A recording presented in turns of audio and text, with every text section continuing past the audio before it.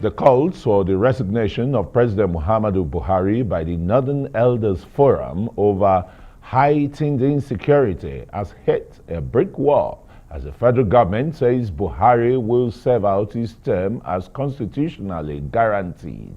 Minister of Information Lai Mohammed says the calls on Buhari to resign amounts to playing dirty politics with the issue of security. Mohammed says, and I quote, "Calling on the president to resign every time there is a setback in the war on terror is a needless distraction and cheap publicity or politicking. Let us stop playing politics with the issue of security. Let me say here that this call amounts to playing dirty politics with the issue of security, and it is cheap and irresponsible." According to Mohammed, before the president assumed office in 2015, Boko Haram could stroll into any city, especially in the north, to carry out deadly attacks in motor parks, churches, mosques, and shopping complexes, but that such actions no longer occur. And the Director of Publicity and Advocacy of the Northern Elders Forum, Dr. Hakeem Ahmed, is my guest tonight. Very warm welcome to Newsnight Nigeria. Thank you very much, Christian. You are one of the disciples of Mr. President, and one would be asking, where's been this departure between the Northern Elders Forum? This is a forum of elders, just like Mr. President, who, kind of shepherd these elders before even becoming president. What has been the, part of departure here? I don't know about disciple. I supported his election the first time because he presented a better alternative to President Jonathan at the time. And there were very good reasons for that. As at the time that I joined his party, CPC, not even when they merged to become APC. The President Jonathan's administration appeared weak, indecisive, and particularly vulnerable to attacks by Boko Haram at the time. Has the situation changed now? It's considerably worse, unfortunately. Considerably worse? Considerably worse than when we were. When you were talking about before President Buhari became president, when President Buhari was demanding from President Jonathan to step down, to resign because of insecurity situation, Boko Haram was the only real existential threat, major existential threat in the country. And President Buhari came out in public and said, "President Jonathan, resign. You're not good enough to lead this country. The country is too insecure. Resign." President Buhari, General Buhari at the time. And we were then part of the bandwagon. We supported him. We campaigned for him. He became president. You even led protests on some occasions in Abuja. Well, I didn't. He did. He did. I supported. I participated in his election. But he marched. He protested. He marched on the streets against poor governance, against bad governance. And 2013, he made a press conference where he said to President Jonathan, "You're not good enough. The security under you is worse. Resign." So if we say today that President Buhari should resign, we're actually in good company. But that's not the reason. It's not a tit for tat. We took our time as Northern Elders Forum because, as you said, we're elders. We take our time. We look at the situation. It's not a small thing to ask a democratically elected president to resign. You have to have strong evidence that he really has reached a point where there's nothing he can offer anymore. You have to weigh the consequences. You have to deal with potential backlash. And people it's unusual. You want to discuss some of this evidence for us? Would you find the Sultan of Sokoto, yes, the spiritual leader of the Muslims in Nigeria, for example, coming into the arena to talk about the unwholesome security situation in Nigeria? What are some long before the Sultan spoke. You have to give the Sultan credit for speaking up. This is what we have clamored for. The Northern Elders Forum has always said, why are we the only voice in the arena? Why aren't other Northerners speaking up? Because long before he spoke, the evidence had been on the ground. You raised the issue of evidence. The evidence is there. Daily, our people are being killed, slaughtered in their towns, slaughtered in the villages, slaughtered by bandits, kidnapped, raped. The North has never known this level of insecurity. Never. Well, you would agree with some, proponents or opponents who would tell you that this is an orchestrated, social disconnect, deconstruction that has started several decades ago because of the feudal system in the North, where you people allowed their Malgeri system to flutter and flourish, not giving them any skills or education, and the northern elite allowing your children to be schooled in the best, institutions outside the country and the rest. So it's like payback time. No, I don't agree with your analysis at all. Not mine. Some proponents. That analysis is faulty. Really? The Al-Majri phenomenon has existed for decades, for centuries in the North. It's an institution that we should have handled better. We should handle it better now. And there are 14 million children in Al-Majri roaming the streets. That is not acceptable for Nigeria, for the North. It's a serious problem. However, it's misleading to link it with what is going on. The last 10 years we have faced an insurgency that we have no business tolerating for 10 years. We should have defeated Boko Haram in the first 6 months of its life. We should have dealt with it either militarily or politically. We didn't. President Buhari inherited a terrible situation where Boko Haram was having the run of the North and the rest of Nigeria. He promised to fix it. He promised to do 3 things. He was going to secure the country, he was going to defeat Boko Haram, he was going to fix an economy that was dwindling and crumbling, and he was going to find jobs for our young people. He didn't do any of the 3. On the contrary, the security situation got worse. Okay, let me take you on the issue of the call for the security chiefs to be fired and the rest. Is that really a panacea to the whole insecurity situation? All the security chiefs, apart from the chief of naval staff, are from the North. Some are even from the epicenter of the war. First, I don't think we should worry about where they come from. The truth about it is they are military. They are in charge of the war. They are accountable to the president. They are not winning the war. They're failing to secure Nigeria. But above them, we have a commander-in-chief of the armed forces, the president, a military man, former general. He had fought in the war. He should know when his military is working or not. Now, one of the reasons why the Northern Elders Forum had not joined the clamor for retire the chiefs, the service chiefs, is because the problem goes deeper than them. Something is wrong with our military. Tell us. It's fundamentally wrong. If the Nigerian military cannot defeat Boko Haram and suffers almost endemic and routine setbacks against an insurgency, if it was an unusual enemy, like we keep saying, this is an unusual war, it is an asymmetrical conflict, we will take time to need to understand it. You had 2 years, 3 years, 5 years, 7 years.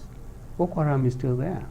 And just 3, 4, 5 days ago, they went into a village and slaughtered 43, 68, 110 villages. This was just one incident. Only God knows how many. Less than 20 kilometers to Maiduguri. Yes. And you see, the worst part of this is a leadership that doesn't want to accept the fact. It's a very bad leadership.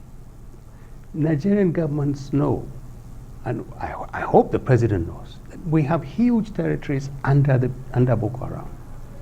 Now, if you can lie to other Nigerians and say, oh, it's not as bad as it is, Boko Haram is defeated technically, we've broken his backbone, they are just a ragtag army, they look for soft targets. If people who are not living in Borno and Yobe can believe you, what about the communities there? They know that they are under the influence of Boko Haram. They know they have to deal with Boko Haram to live in peace. They know they have to pay the consequences for disobeying Boko Haram. They know that. They know that essentially a huge part of Borno State and some parts of Yobe State is effectively under the control of Boko Haram. Our military know this. Now, is anybody telling the president this? If they are telling the president, if they are not telling the president, then there's a word for them. I wouldn't say it, but they are really doing a great disservice to him and the nation. Now, if they are telling him and he's not doing anything about it, then he is doing a great disservice to the nation. He swore on the Quran to protect Nigerians, to secure Nigerians. And he's not doing anything. He's losing the war against Boko Haram. He's losing the war against bandits and kidnappers and sundry other criminals in the country. Now, there are only two things he's supposed to do in this country: fix security and facilitate our economic welfare. He's not doing either of the two. We've taken this time to say this. Other Nigerians they know something is wrong. Look, we elected the president as citizens. We have a right to say to him, sorry, sir. The only evidence we have on the ground is that we are dying. We are running away. We are dying. On the road, we are not safe. In our homes, we are not safe. On the farms, we are not safe. In our homes, we are not safe. In the north, we are not safe. In the south, we are not safe. Sorry, sir, but you have failed to secure us. And we don't see any evidence that you are willing to change the way you are doing this. Every day is just words. Every day, Lai Mohammed says, oh, it's, now, you read the statement. I was going to come to that because he's accused all those calling for the resignation of Mr. President as playing dirty politics, short of saying they are irresponsible and the rest. That's one leg. Then the second one is, how is NEF, the Northern Elders Forum, going to actualize its call for the president's resignation? It's just a moral suasion. Sure. Look, if the Minister of Information was not with the president in 2013, him or Garba Shehu or the other people who speak for the president, I don't know whether they speak for him and he knows what they say or he tells them what to say. If he wasn't in 2013, you can make excuses for him. But President Buhari, then General Buhari, said to President Jonathan, resign because you have failed. So if it's irresponsible, that's where you start making the point. We are not irresponsible. On the contrary, we are very responsible people. It's because we feel a responsibility to speak up.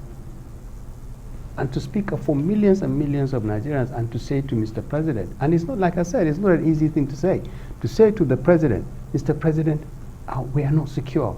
We don't know where to go. We don't have military support. We can't see the police. We don't have powers to protect ourselves. We are vulnerable to insurgency. We are vulnerable to bandits. We are vulnerable to kidnappers. Mr. President, you are not securing us. And if you don't secure us, where else do we go? And if we consistently cry out, every single day you read reports, Nigerians, more and more Nigerians are becoming insecure. If there is no option, what else do you say? You visit the Commander-in-Chief of the Armed Forces, the one man who the Constitution has given the powers to protect Nigerians. You get back to him.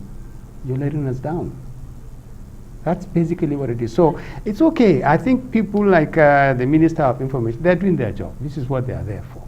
To use words like irresponsible.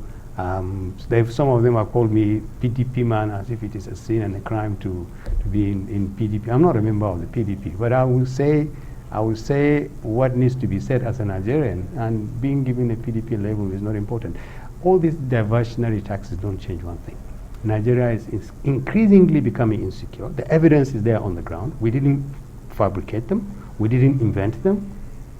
All we've done is to raise our voices and say, this is a democratic system. We have a president who was elected by Nigerians to secure them. He has failed to do so. What else is there to do? Let me just quickly ask you, in several of your submissions to the questions I've asked, you keep saying that you don't know if the president knows or if he's aware. Is there a missing link here? What is the lacuna here? Well, we don't know. See, the point is this. We began this discussion with you when you said I was part of the Buhari train. Absolutely.